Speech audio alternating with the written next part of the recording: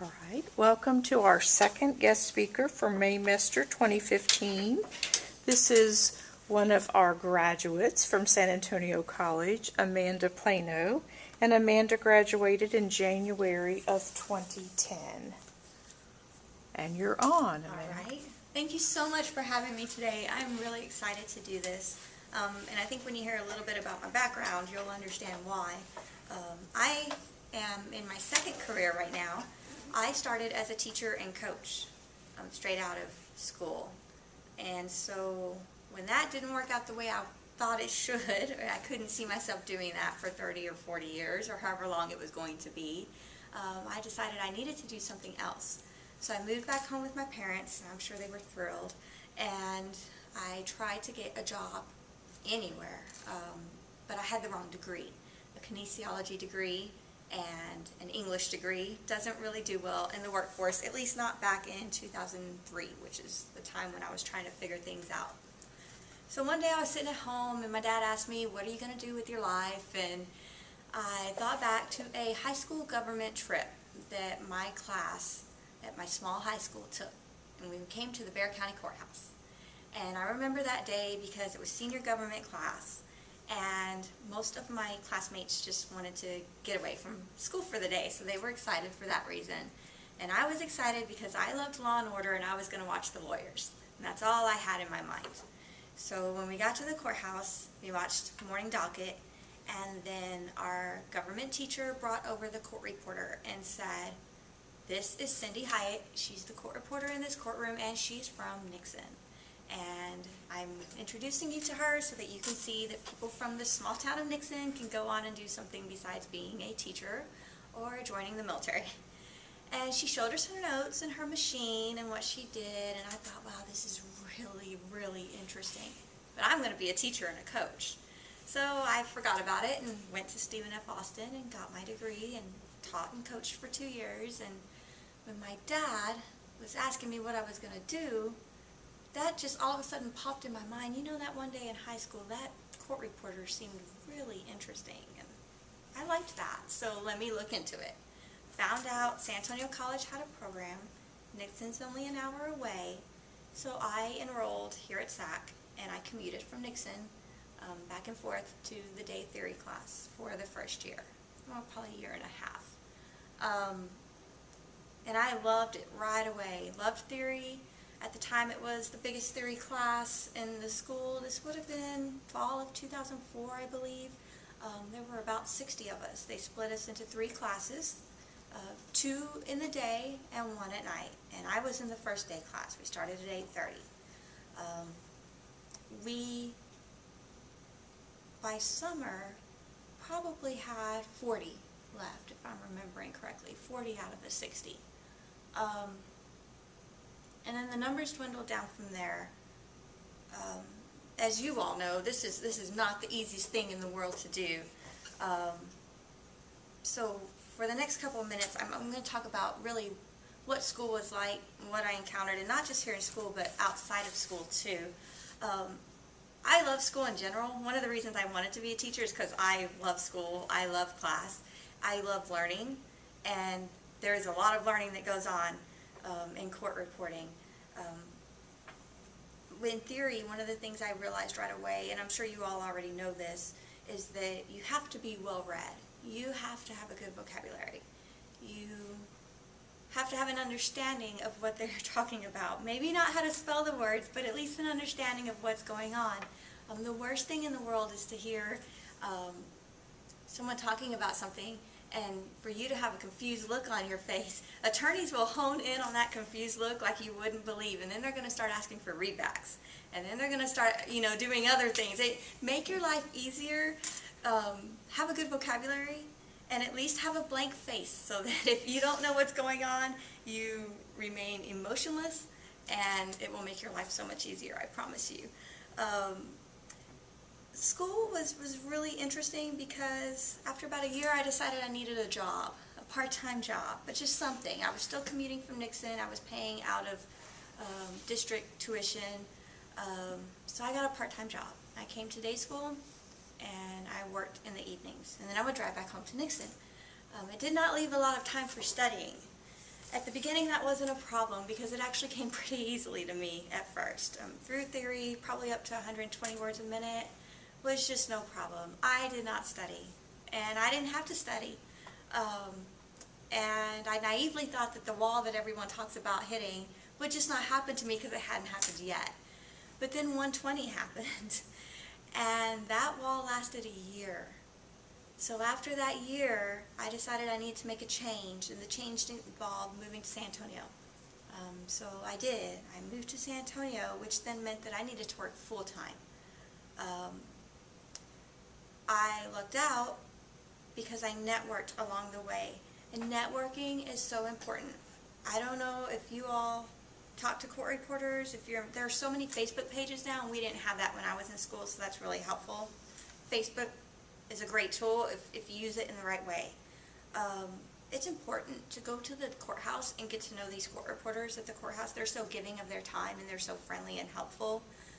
It'll open doors for you that you just wouldn't believe. And the doors that opened for me right away was getting me a job at a court reporting firm in the production department.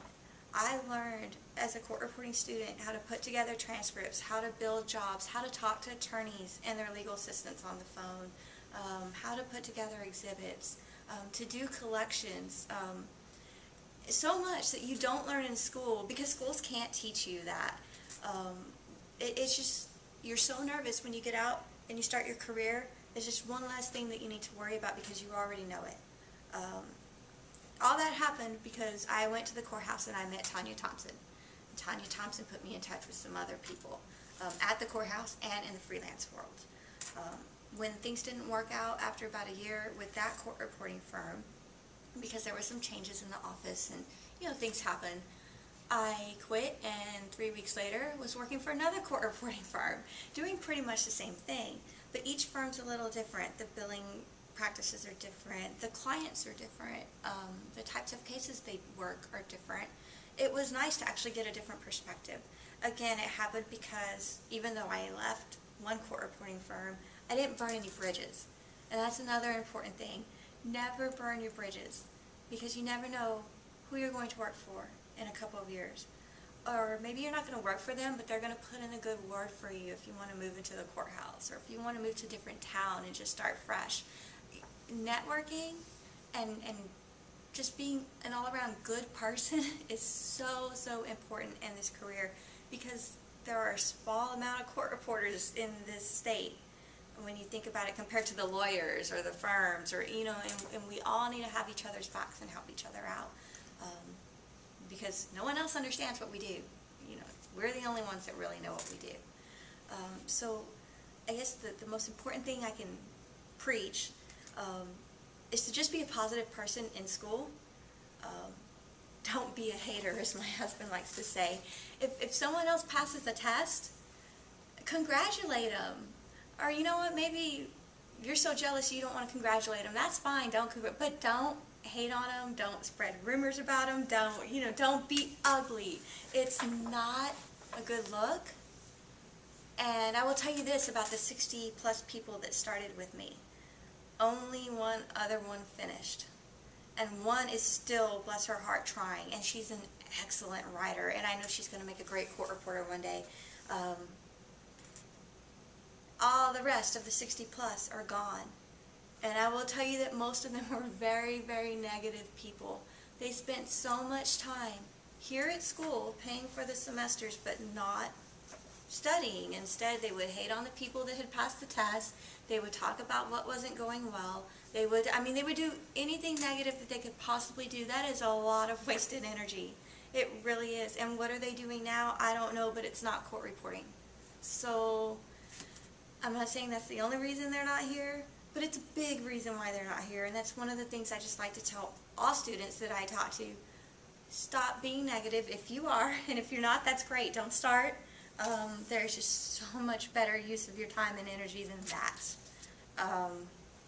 So it took me 6.5 years to finish school. And that was the first year just doing school, the second year doing part-time evening work, and the rest of the time working full-time and going to a night school. I would say that I probably started practicing about the third year. So think of how much sooner I could have finished school if I would have really focused and practiced the entire time. It is what it is, you can't go back, but practice is so important. And practice is something that I still do to this day, and you will still do as a working court reporter. When you are in school, things are pretty focused, and things are pretty,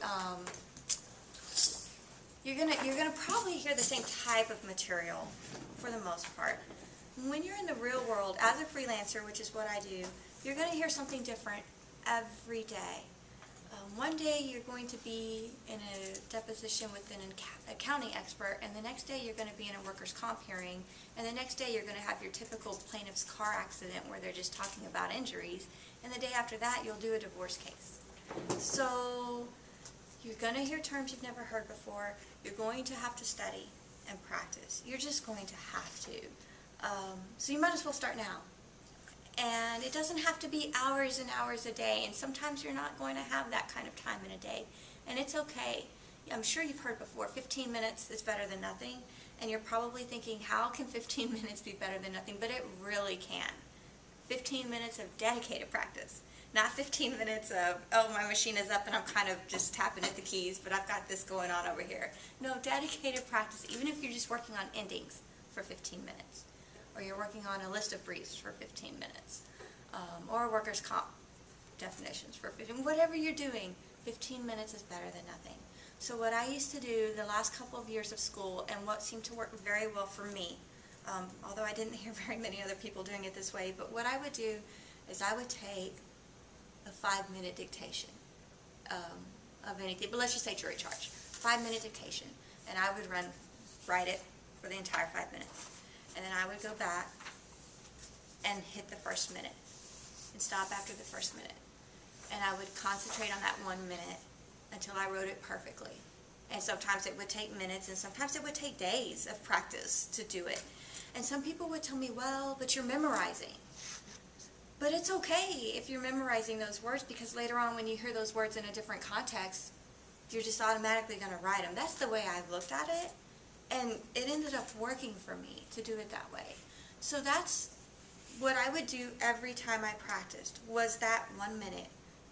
Then when it was perfect, I'd move on to the next minute. Then when I did that with each minute section, all 5 sections, I would go back and do the whole 5 minutes, and then that had to be perfect.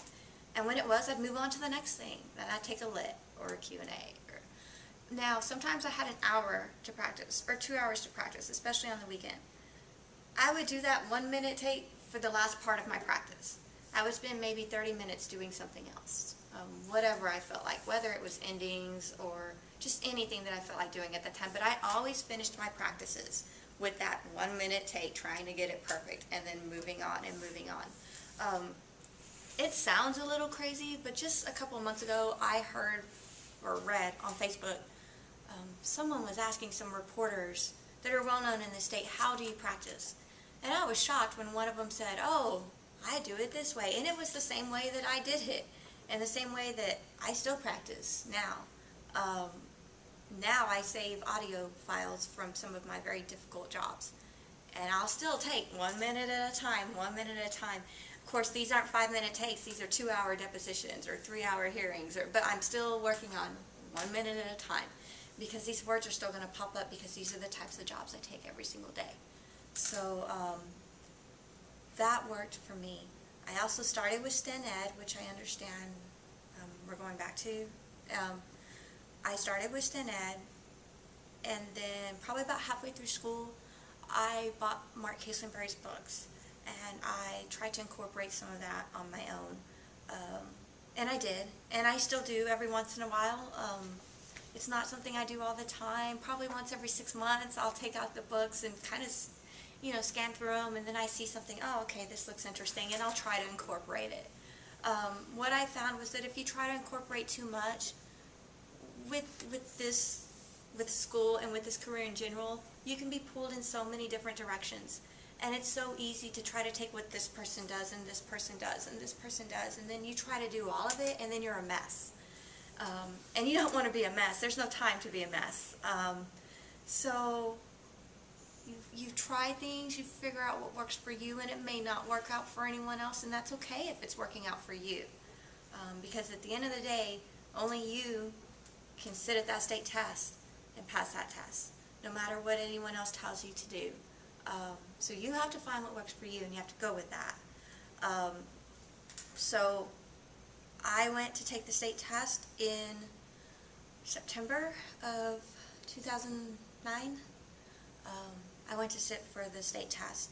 I had already passed the written earlier in 2009, and I had taken the RPR. Things are a little different now, but back when I was in school, you could take your national court reporting test, and it was the same format as the state test. And so I signed up and took it, even though I probably wasn't ready for it, because I wanted the experience of being in a testing environment. So I paid my fee, and I went and I took my national test, and I was blown out of the water there. But that's okay, because I wanted the testing experience. I wanted the experience where you walk in the room, and there's 20 other people with you, and they are so nervous that you can just cut the tension with an eye.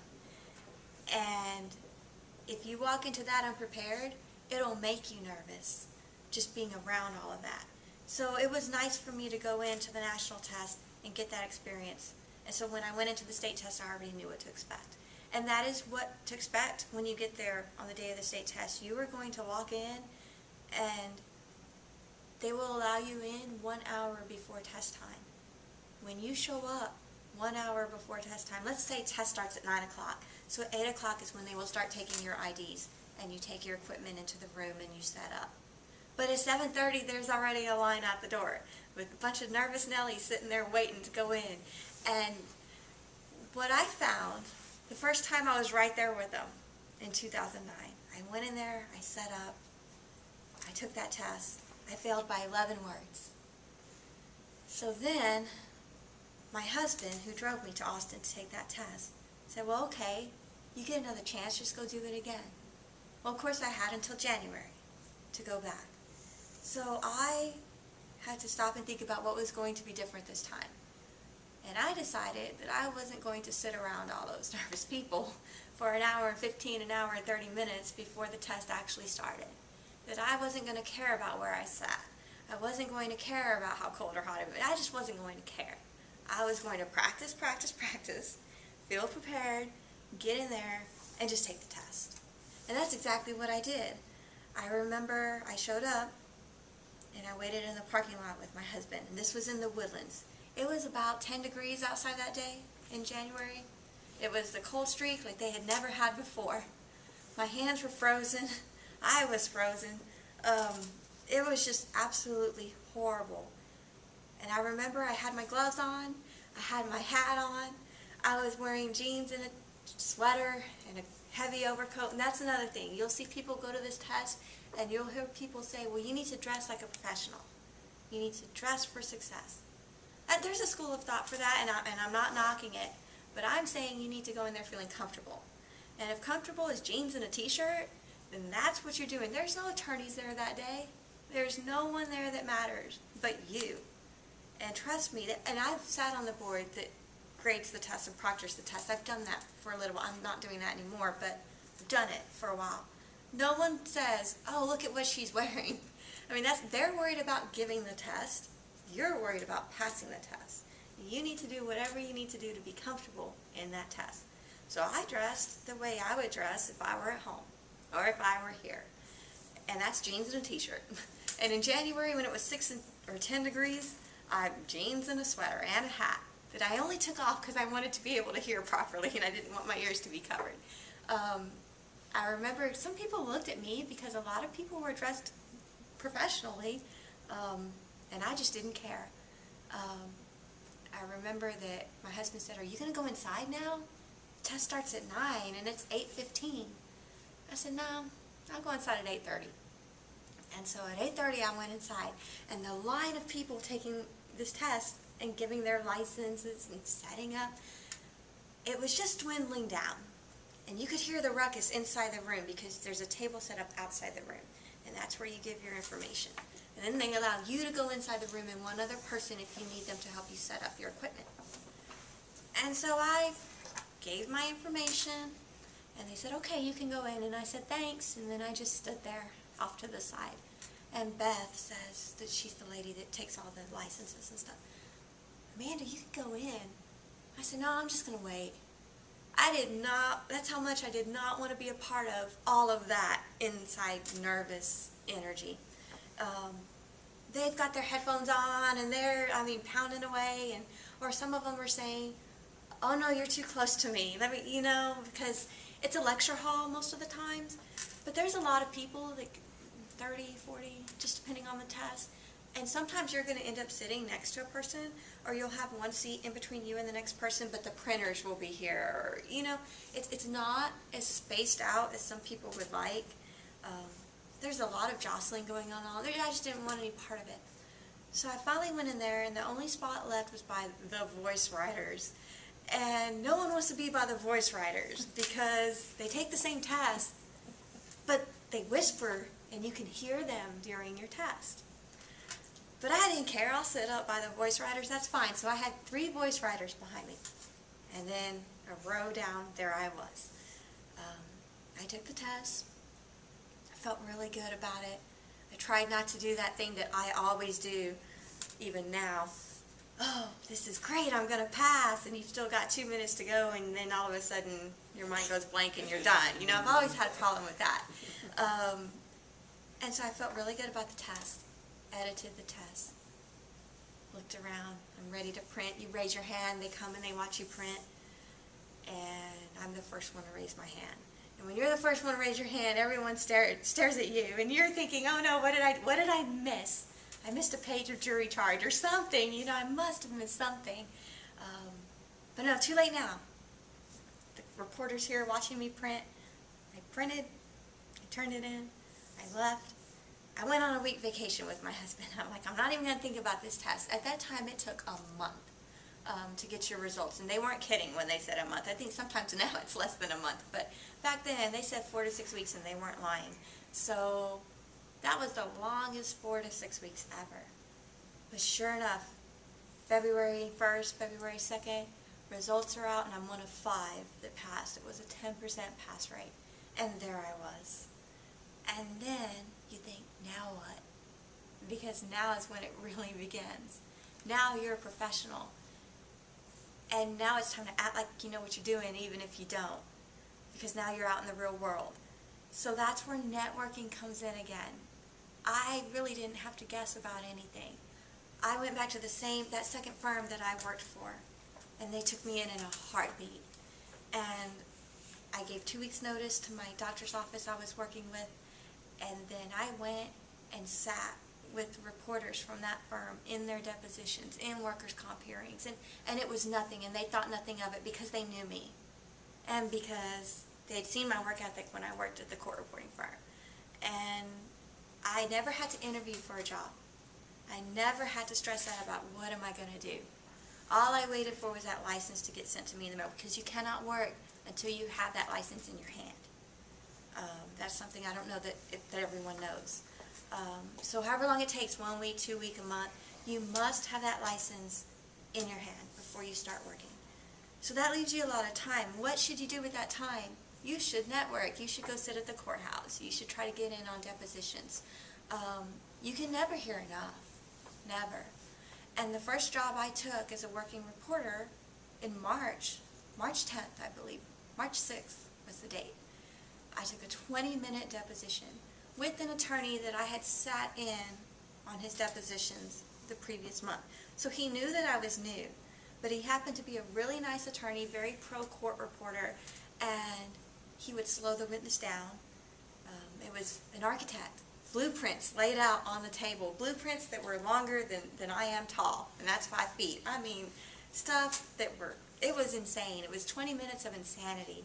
And I was thinking, what in the world is going on here? I know nothing about architecture. The terms they were throwing out, it was crazy. It was 20 minutes, but it felt like 20 hours. But I faked it. I finished. I slowed the witness down twice because he was really fast. I got in the car. I called my mentor reporter and said, I don't think I can do this. And she said, yes, you can. Yes, you can. They're not all like that. And sure enough, 2 days later, went on the simple plaintiff car accident depot that we are used to hearing in class, where the red car hits the black truck and my neck and my back hurts. You know, that's the typical thing that you hear. And I was completely calm. And that's how my career started. It's been pretty much nonstop since then. It's been fantastic. I absolutely love this career. I am a freelancer. I don't work at the courthouse. I've never worked at the courthouse. I choose not to work at the courthouse. It's just not something that I'm interested in at this time. Maybe one day I will be. I don't burn those bridges. I've had some officials tell me, hey, come sit in and watch and see what we do and you'll love it. And I go and I sit and I watch, you know, but it's just not something I'm interested in right now. And here's why. Any questions first before? Sure. I notice on your card you have this CSR number, and I wanted to know, is that your national number, or is that your Texas number? That's my Texas number, which is a number that they will issue to you when you apply to take your first exam. So for me, my first exam was my written exam, probably about a year before I first sat for the machine portion. So they gave me that 8713 back then. Okay. So when I passed my test in 2010, I believe the numbers were already in the tens. It would have been like 10, 7, 13 or something like that. But they stick you with one number, and that's your number from then on. Okay. The other question I have is, you said that you failed by 11 errors. Yes. How did you find out that the number, and when you found out the number, were you able to find out what the errors were so that you could practice if you wanted to, or say, oh yeah, that was a stupid error, I should have gotten that? Or So here's how it works back when I sat for the exam, and then back when I was proctoring the exam, and I'm not sure exactly how it works now, but I'm sure it's similar. So what would happen is you take the exam, and then there's a group of court reporters that grade it. And they will grade, and up to 50 errors above, let's say you can miss 55. So up to 105, they will actually let you know. So when you get your results back, it'll say on there your errors, and you know you can only miss 55, but you missed 56 or 66. So that's how I knew. I knew I passed my lit, I knew I passed my jury charge, I knew on my Q&A I missed 66 and you could miss 55. Just throwing numbers out there, right? But that's how I knew. Once you get past a certain point, whether it's 50 errors above or 20 errors above or whatever max number they decide, after that it'll just say plus 100 or plus, and so you don't know exactly how many errors you made, but you know you made too many. But that's how I know it was only 11, because it was only 11, they gave me the exact number of errors that I missed. And so what you can do is you can pay for a regrade, but there's really no point. I mean, if you miss 1 or 2, I would probably say pay for a regrade. But if you miss 10 or 11, there's really no point. Without that regrade, you don't know what your exact errors were. I knew what my error was. My error was, oh, hey, this is a great test, I've got it. And then, boom, I missed a sentence, I missed a question, I missed an answer. I know that's what my error was. And it was, I'm certain of it, because in January, I'm not going to say that thought didn't cross my mind, but I was a little quicker at moving it out of my mind, and I didn't have that issue. So yeah, that's how I know that it was 11. So, things... Amanda, since you have sat on the grading Right. of that, can you shed some light on that, of what do they do very much about punctuation, or are they, how strict are they about that? I think the only thing I feel comfortable saying about that is that a comma isn't going to make you fail. I'll just say that if the punctuation changes the sentence, which I'm sure is something you all have heard, that it's going to be an error.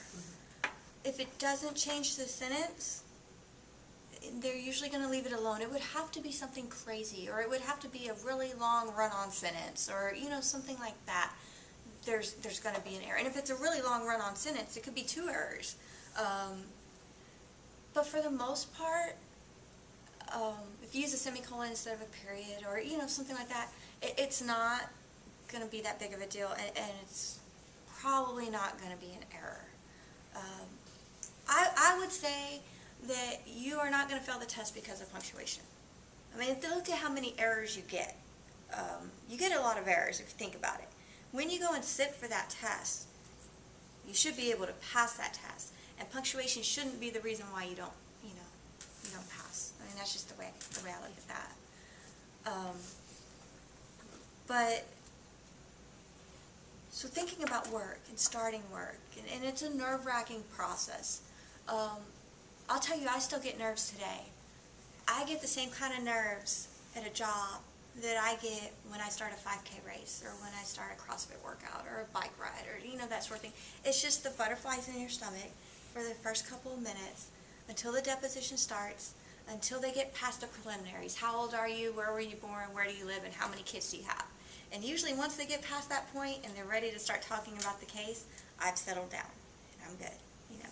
In a workers' comp hearing, the hearing officer gives the introduction and talks about the exhibits introduced, and that's a good 5 minutes, I'd say. And the whole time my stomach's just spinning. But when they say, okay, claimant's attorney, opening statements begin, I'm good. And I tell you that to tell you that it's never easy. It's never, oh, let me be a slacker and just roll in at the last minute and just start. This is a job that you're always going to have to study. You're always going to have to be on your toes. But that's part of what makes it interesting, I think. As I said, you have to have the license in your hand. A lot of people, what I heard when I was in school, and what I still hear now is, oh my gosh, I have to get out because I have to make money. And that's true, we all need to make money. But a piece of advice I would give you is that you need to be ready. And if that means sitting in with a reporter in depositions and hearings in court for a month, well then that's what you need to do. Because as difficult, and I'm not saying this to scare you, as difficult as it is to get that license, to earn that license, it's that easy to lose that license if you make an error. And the error I'm talking about is not turning in a transcript on time, leaving out words in your transcript. An attorney can report you for that. You can be fined, you can be suspended, or you can lose your license. It's a very, very serious profession. It's definitely not a game. It's definitely something you have to take seriously. And if that means that you are too nervous, or you are not confident, and you need a month of sitting in court, or a month of sitting in depositions, well then that's what you need to do so that when you get out in the real world, you're prepared. And another thing you need to think about is learning how to say no. When you get out in the real world, no one's going to care that you're new. And firms, if you're lucky to get enough, get in with a firm and they're busy, they're going to start throwing the work at you. And it's up to you to say no. I can't take that job. I have too many pages. Are they going to be happy? Absolutely not. But at the end of the day, you have 2 weeks to turn in that job, or 8 days, or 5 days, or however long, depending on that job. And you have to make sure it's done while you are taking other jobs, while you are dealing with your personal life, while everything else is going on around you. You cannot allow these jobs to pile up. Like I said, firms can stop using you because you give them a bad name. Attorneys can report you to the board. There's a lot of reasons why you don't want that to happen. It all comes back to having good time management, which is something you can develop now, studying, which goes in line with time management, and just learning how to say no, learning how to be assertive. Not rude, but assertive. If you work freelance instead of the courthouse, you are the officer of the court in those depositions. There is no judge there for you. You are swearing in the witness. You are marking the exhibits. You are telling them to speak one at a time, to slow down, to wait for him to ask that question before you answer. It is your job to set the tone in the room and to make sure that everything happens according to the way it should happen. You can't do that if you're meek and mild. And I'm meek and mild, believe it or not. It takes a lot, well, not so much anymore because it's been 6 years, but in the beginning, it took a lot for me to stand up and say what I needed to say, when I needed to say it, to run the room. I look at that as a positive in the freelance world, but if that's not you running the room and you know that, well then you need to look at getting into the courthouse because there the judge runs the room and not you.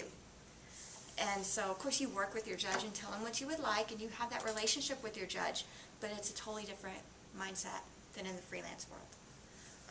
So that's something to think about too. Also, just to give you an idea of expenses, it's a very expensive career to start, and I don't know if you've been told that, but it's something you need to be aware of. I know a lot of people say, you can make 6 figures as a court reporter, and you know what, you can, you absolutely can. But you're not going to make 6 figures at the start. You are not going to make 6 figures at the start unless you know someone that can get you into the courthouse. Then you will make 6 figures your first year of court reporting, and otherwise you will not, and you will not be close. And that's just keeping it real. You're going to have to spend money on your software, on your machine, on your computer, and that's all before you take your first job. For me, it was $8,000 before I took my first job. I had to get a loan, a small business loan. You have your disability insurance, because when you work in the freelance world, you're not an employee, you're an independent contractor. So you have to provide your own health insurance. I'm married, my husband has decent health insurance, I am able to go through his plan, and so I don't have to worry about that. But there is no retirement, there is no sick leave, there is no disability insurance. You have to have your equipment insurance.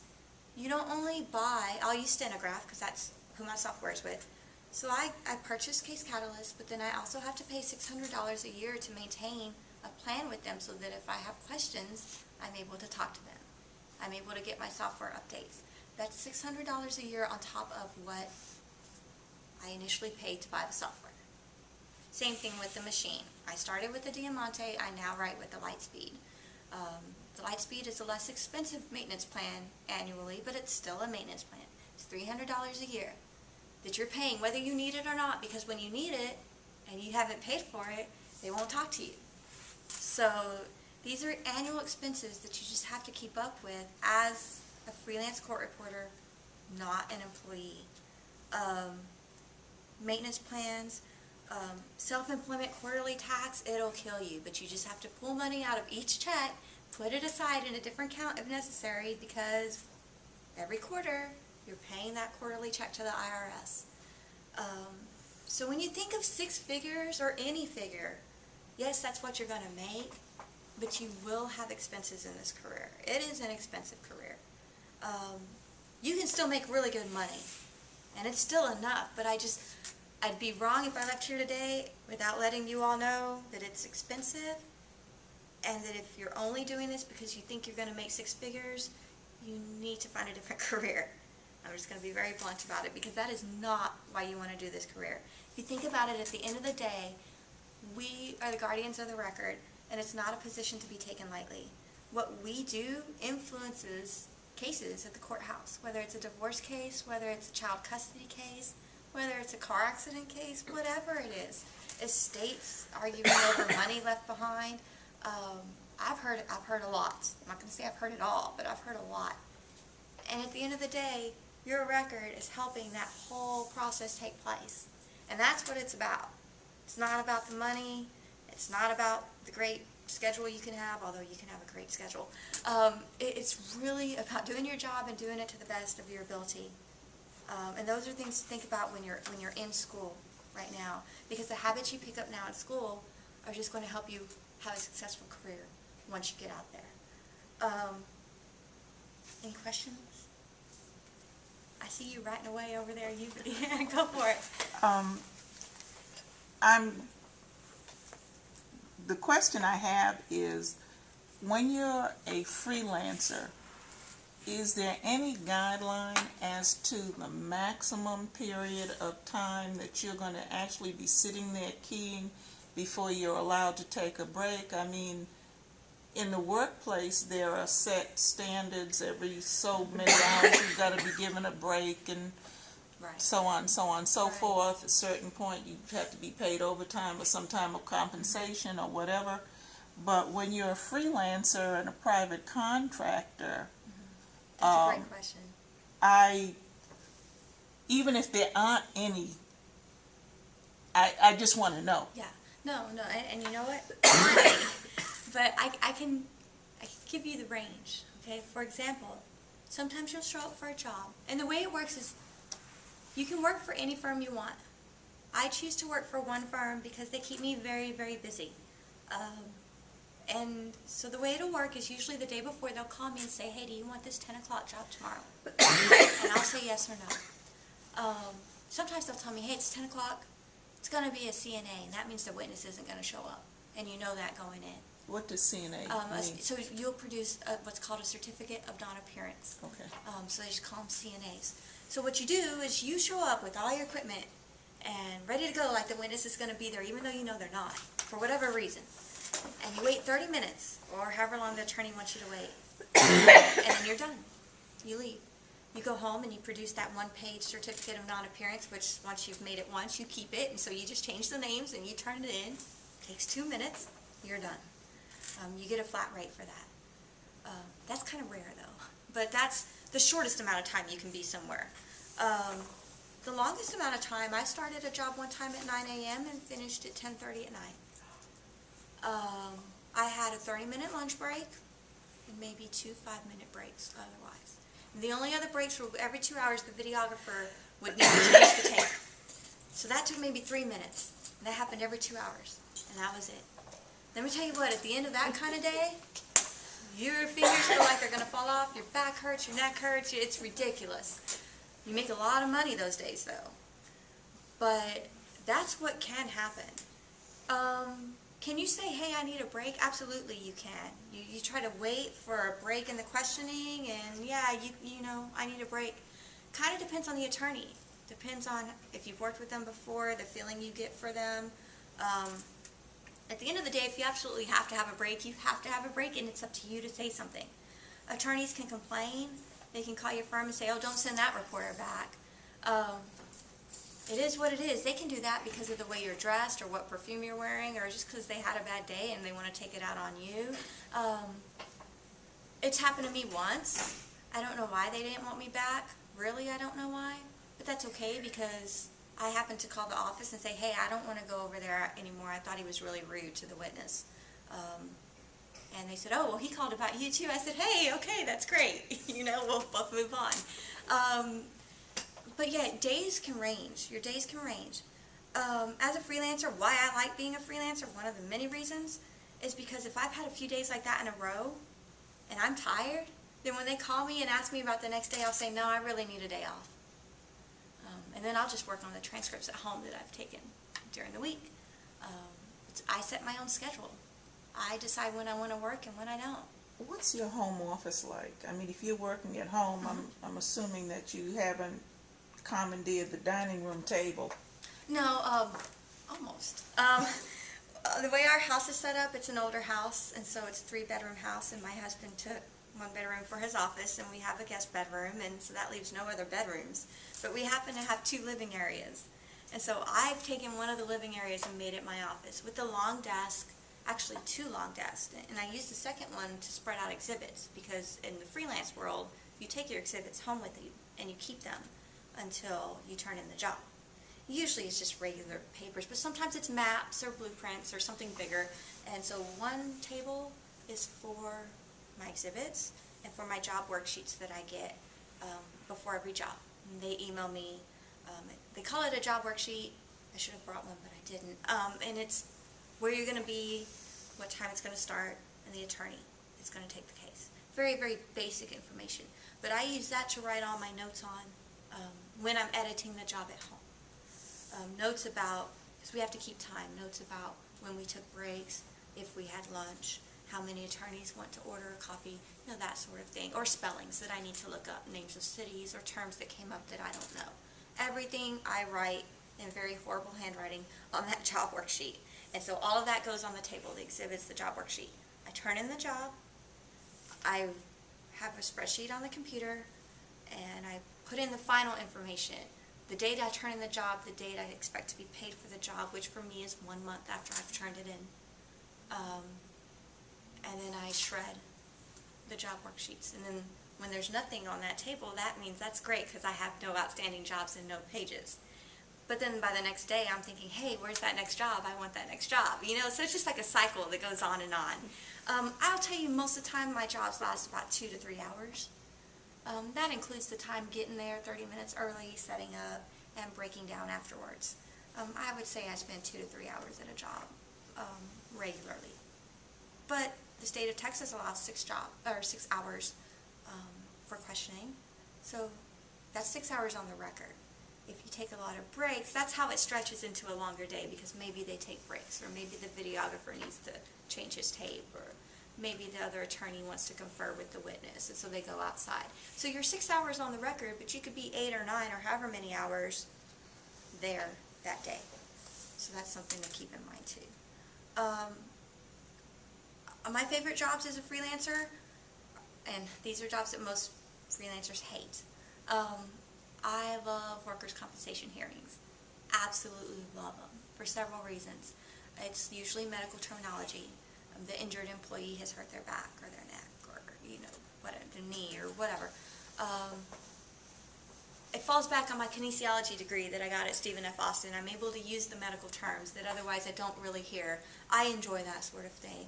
I also like it because there's an administrative law judge. It's not at the courthouse. It's at a different location, but there's a hearing officer, and they run the hearing room. So I don't have to swear in the witnesses or the interpreters, and I don't have to mark the exhibit. All I have to do is sit there and write. And that's why I like those jobs. I like those jobs a lot, and I get along well with the judges and with the one attorney who hires me, because there's not court reporters there all the time. The attorneys have to hire the court reporters to keep a record if they want the court reporter for that hearing. So there is one attorney in particular who likes court reporters to be at his hearings, and he happens to be the attorney I worked for on my second job. And so over the past 6 years, it's been really nice to continue with this client, I took that first 20-minute job with that I thought, oh no, this is horrible, I can't do this. I'm working for him on Monday. You know, I still, 6 years later, work for these people. They've been able to see me grow. They bring new attorneys into their offices, and I've been able to watch those attorneys grow. I'm not going to say we're friends, because we're not. I happen to believe in keeping a line between work and home. And, but we get along well at the jobs, and the jobs are enjoyable. And they're interesting for the most part. They're interesting. It's so important to keep hobbies. It's so important to keep something else in your life besides this, because if this is all you do, you will burn out, and it's very easy for it to happen. You want to be energized when you do this job or when you're in school, you know, and so my advice to you is to find a hobby. Find something that is not this. And so when you come and do this, you put your 100% effort into this, and you're motivated, and you're doing a good job when you're here. So really, the only other thing I can think of is, finding hobbies, taking care of you. It's important to be healthy. You're going to sit for a long time. You're going to sit and sit and sit. You're going to drive. I take jobs out of town. I'll tell you this while I'm pulling up my schedule to show you what I do. So like next week, I will travel to Austin on Tuesday. I will be in San Antonio on Wednesday. I will travel to Uvalde on Thursday. It's a lot of driving on top of actually taking the job. You just have to take care of your body. You have to be in the best shape you can possibly be in to be able to sit for a long period of time, because sometimes that's how it's going to be. If for some reason you can't, I had a car accident last March. I was rear-ended, really messed up my back, really hard to sit down. I worked 3 times that month. It happened on the 6th of March. I worked the last week of March. But they were jobs where I knew the witness wasn't going to show up, because even then I was having trouble sitting. But I had that relationship with my firm where I could tell them, hey, I'm still hurting, but I want to make some money.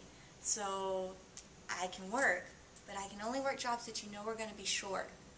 So they sent me to jobs where they knew, oh, this attorney, he never takes a deposition that lasts more than an hour.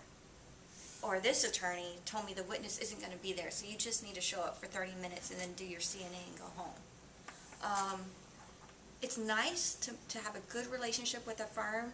That's why you want to turn your work in on time. You never want to bite off more than you can chew, because when things come up, and they will, because life happens, you're able to go to your firm and say, this is happening, and they work with you. And then when you're ready to come back, they accept you back with open arms and they fill your schedule again.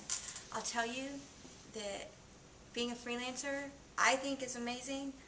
I just came back last week from spending 10 days in China, running a Great Wall of China half marathon and touring for 10 days.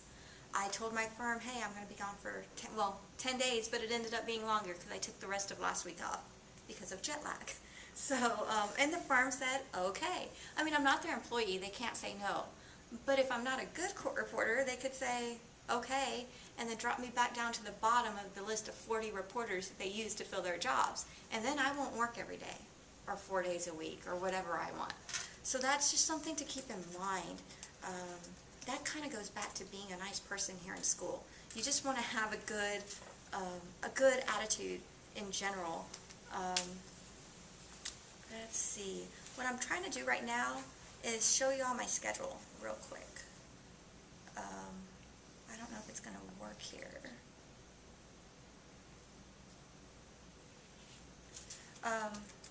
Like I said, I work for one firm. I do travel. Yes, I know. And this might not work because of the security.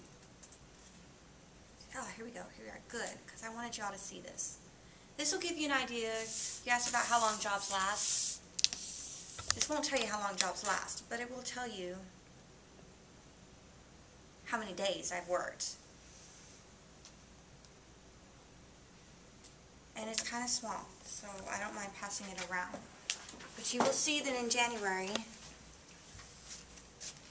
this was my schedule for January. Everything that has an X by it were jobs that I tried to take, or they assigned me to, and then they canceled. Whether I showed up and they canceled, or whether they canceled it an hour before or the day before. So that's for the month of January. If we go here, maybe I can show you February. There we go. That's February. Of course, the blank days I didn't work. So I'm taking these jobs. I'm actually showing up at an office and I'm taking these jobs, and then I'm having to go home and produce the transcripts on my own time, whether that's nights or weekends or in the afternoons when some of these shorter jobs end. So that's just kind of why time management is so important, because it's up to you to get these jobs done, and no one's going to hold your hand. They're just going to come by 10 days later and say, why haven't you turned that job in? So... Ooh, these are prestigious clients. Well, sometimes that's Thomas the office J. that I'm Henry. going to. Ooh. That's the office I'm going to. It doesn't necessarily mean that's the attorney I'm working for. Yeah, but that, So, I mean, this that's is the March. environment you're working in. I mean, Thomas J. Henry's office cannot be schleppy by any means. It actually is not, no. I mean, But with look, the this is commercials May. he has. And so to show you a month that isn't good, this is May. The first week of May, I was here, but I was scheduled for one job. And it has an X by it, which means it canceled on me. The rest of May, I was gone. I was in China. Now I'm back. I told them I can go again starting this Tuesday. And look what they did. They filled me up. Tuesday, Wednesday, Thursday. I'm only not working today because I'm here. Next week, June, they've already got me with the full schedule with the jobs I told you about. Austin here, and then Uvalde on Thursday. It's just all about maintaining relationships, producing a good work product, and really just trying to be really good at what you do. It's not always going to happen. You're going to flub your readbacks. It happens. Any reporter that says they've never flubbed a readback is lying. And what you do, you pick yourself up, you apologize, you move on. It happens. It's happened to me twice in 6 years. There's been other times where I've written something crazy. I look at the computer screen and I'm like, oh, if they ask me to read that, there's no way. They don't ask. You know, it happens because everyone has a bad day. You're not perfect. You're not a machine. But you don't want to be a machine. Because a machine, a recording device, isn't going to tell the people, oh, one at a time, or slow down, or read that again. And then later on, when someone's trying to listen to that audio, they're not going to understand it because 2 or 3 people are speaking or arguing at one time. That's why we're better than the machines. But that's why you have to be assertive. The business cards that I've handed out, and I'll leave extras for those of you that aren't here in the room, I did that on my own because I'm not an employee, but I wanted to have something. Also, I have another card that looks just like that one, except underneath, let's see, underneath where it says Registered Professional Reporter, it's blank. And it says reporting on behalf of. And what I do is I get mailing labels and I put the firm's information there. The name, the address, because when I go to a job, I can't hand these cards out because these are my personal cards. And I'm not there representing myself. I'm there representing Kim Tyndall and Associates. So I have a similar card, but I put their phone number, their email address on there. I don't hand these out to attorneys. I did hand one out yesterday, but it's the workers' comp attorney that I've worked with for 6 years, and he knows. He needed my email address. Okay, here's my email address on my personal card. But he's going to go through the firm to contact me because that's the way it's been for 6 years. But it's real important that when you represent yourself as a reporter for a firm, even for that one job, you are there for that firm. So it's just real important that whatever kind of organization you have at home as far as invoices and business cards and all of that, that you make sure that you get it, you keep it straight in your head. Because it's real important that you don't show up to one firm, one attorney's office. Let's say an attorney who's used Kim Tyndall for years and years and years, and I show up representing Kim Tyndall, and I hand them a card for some other firm, and because I'm just not organized and I forgot. Well, they're going to go back to Kim and say, hey, did you know that they're good friends with Kim? Hey, did you know that this reporter handed me this card? You know, it's a big, big no-no. You don't do that. So it's just part of your organization. And I guess the last thing is dress. Dress appropriately. It really drives me crazy that we even have to talk about this, but I've seen some low-cut tops and some high skirts and some things that you just really shouldn't wear. You have to think about the fact that you are going to be sitting. Most of you with the machine tripod in between your legs. I use a Lightspeed. I sit it on my lap. I never wore a dress or a skirt to a deposition until 2 years ago when I started using a Lightspeed and sitting it on my lap. Before then, I always wore pants. I happen to like pants better. But that's not why I was doing it. I was doing it because you want to look professional when you work. And looking professional is not having a skirt that rides up to here. It just isn't. This I wouldn't even wear because it comes above the knee. So I would not wear this to a job. Because when you sit down, even though I have a Lightspeed in my lap, it's going to ride up to probably right here. It's just not appropriate. I wouldn't wear these shoes because they're not closed toe. It's just me. Sometimes I'll wear like where the big toe peeks out, and that, that's fine. But I'm definitely not going to wear something like this. You will see reporters that will wear this. If that's what you think is professional, that's okay. What is not professional is short skirts that ride up to here when you're walking. Because then what is it going to look like when you sit down? But I tell you what, I see reporters that dress that way. It gives us all a bad name. It just does. Don't do it. Just don't do it. The men have to wear a suit and tie when they're at the courthouse, when they're at the workers' comp hearings. We have a little more leeway, but you kind of want to keep in mind what your attorney's going to be wearing and what they have to dress like in these workers' comp hearings. And you want to dress accordingly. I will dress, I'm going to say dress down, but it's still nice slacks and a nice button-up shirt. I will wear that to depositions, especially with attorneys that I know, and I know what they dress like because it's been 3 or 4 years. If I'm going to the workers' comp hearings, I know that that's more of a court-like thing where the men will wear suits and ties, and then I will dress accordingly, and I will wear a nice suit. Keep it in mind, and just, I'm not saying dress like that when you take your test. I've already been through how I was in jeans and a t-shirt, and I would do it again. I took the RMR a few weeks ago here, and I came in jeans and a t-shirt, it's what right now it's all about being comfortable. When you're in the real world, reporting, it's all about presenting yourself in a positive manner, in an appropriate way, and that's just something you need to keep in mind, and it's something you need to start thinking about now.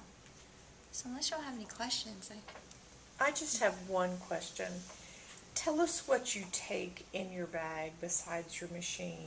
Oh, okay. What else do you take with you? I actually love that I write with the Lightspeed because it allowed me to compact everything. And that is so helpful when you're going from place to place every day, in a different place every day. So I have that laptop computer, my Lightspeed machine. It charges by USB cable between the two. So then I have the outlet, of course, for the computer. I have a pad. I should have brought my bag. I didn't think about it. I have a pad. It's soft on the bottom and hard on the top that I sit on my lap, and then I put the Lightspeed on top of that. And the reason why I do it is so that the Lightspeed won't slip. It allows me to change positions. Sometimes in the longer days, I'll cross my legs or stretch my feet out, all while I'm writing.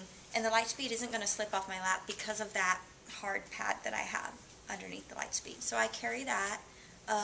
I carry a laptop tray with a tripod. So I don't use a tripod for my machine, but I use a tripod to hook the tray on so that I can have my own table and keep my stuff off of the conference room tables.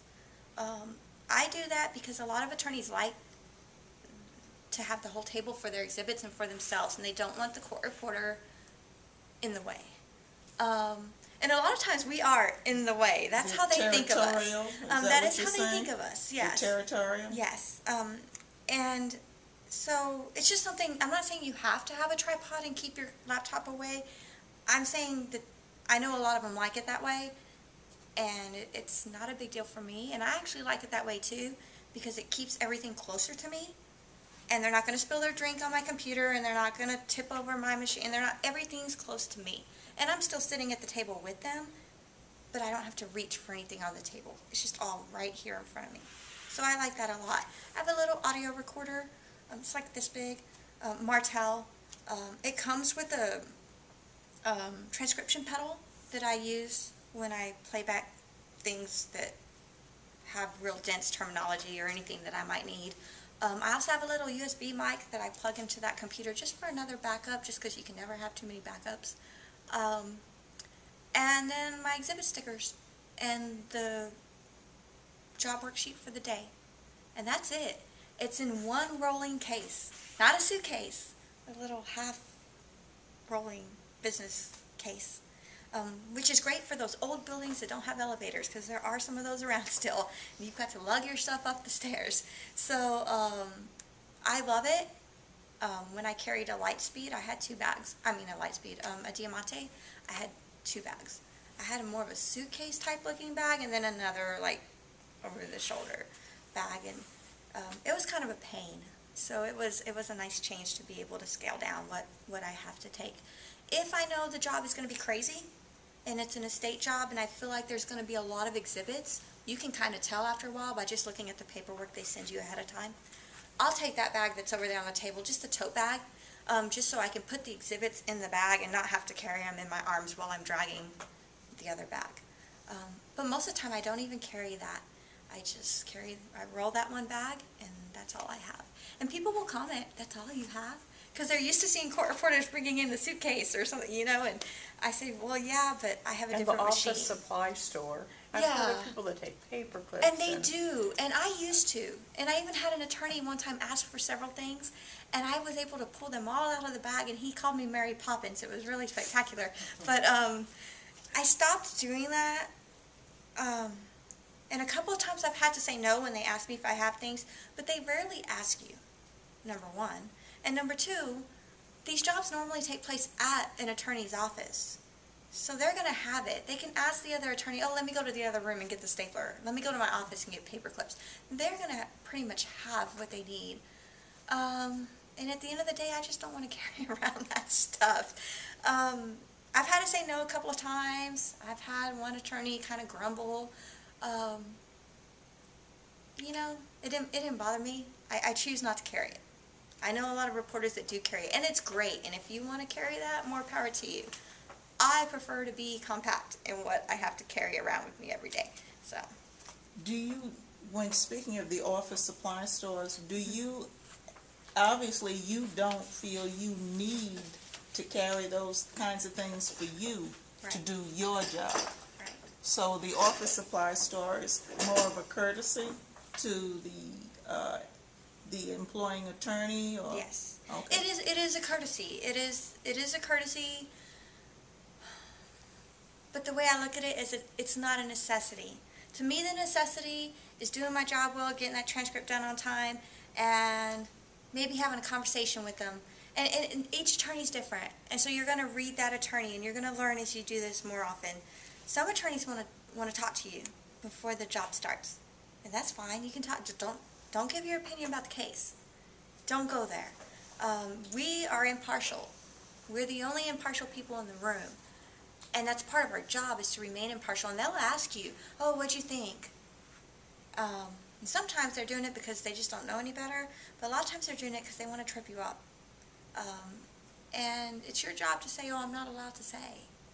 Or sometimes I'll say, and this is true, oh, I don't hear it that way. I don't hear the story. I hear the words. So at the end of the day, I don't really know what you were talking about. Most of the times, I'll just say, oh, I'm not allowed to say. I had a divorce case a few weeks ago, actually a few months ago now. Very contentious, the most contentious thing I've ever done.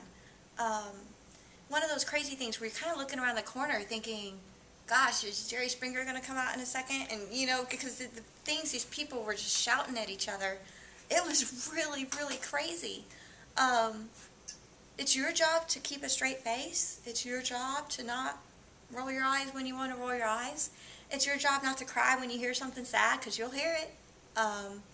It's at the end of that case, that deposition, when one person stormed out of the room and threw a book and left, and so the deposition was over, and that person's attorney went running after them, and the other person turned to me and said, see, I told you they're crazy. What do you think about this case now? And I looked at that person and I said, like I told you before the deposition started, I am not allowed to comment. And thank goodness that was my answer, because the other person's attorney, who had ran after their client, had heard this question from inside the room, and that attorney had backed up and peeked his head back in to see what my answer would be. If my answer had been, oh yeah, you're right, they're crazy, can you imagine not only the complaint that my firm would have received, but the complaint he maybe could have filed with the board about me? It is our job not to be their friends, but to just provide a record. That's what we do. You have to not get in the trap of being someone's friend and commenting on a case. And it's easy to do because you hear some crazy things. It's easy to want to do that eye roll. I mean, you'll be an expert, and when people are lying, you'll think, man, that attorney should be asking this question instead of that question. Man, you know, wow, that's really sad. I could cry right now. You just can't. You can't do any of it. And the same token, I don't know if this is a problem for you all, but when I was in school, I know a lot of us, and me included, oh my goodness, be quiet out in the hallway. I'm trying to take this test. You know what? In the real world, people are going to be screaming at each other in the deposition. They are going to be doing construction outside the conference room that you're using. The $1 million conference room you're in that's really fantastic, but the construction that's going on and the jackhammers outside, and they're not going to stop for you. So it's really important right now just to learn. Straight face, no emotion, concentrate, get your job done. You follow those rules, you'll never go wrong. But yeah, you're going to hear some crazy things. Definitely. And you're gonna, my third job ever, 19-year-old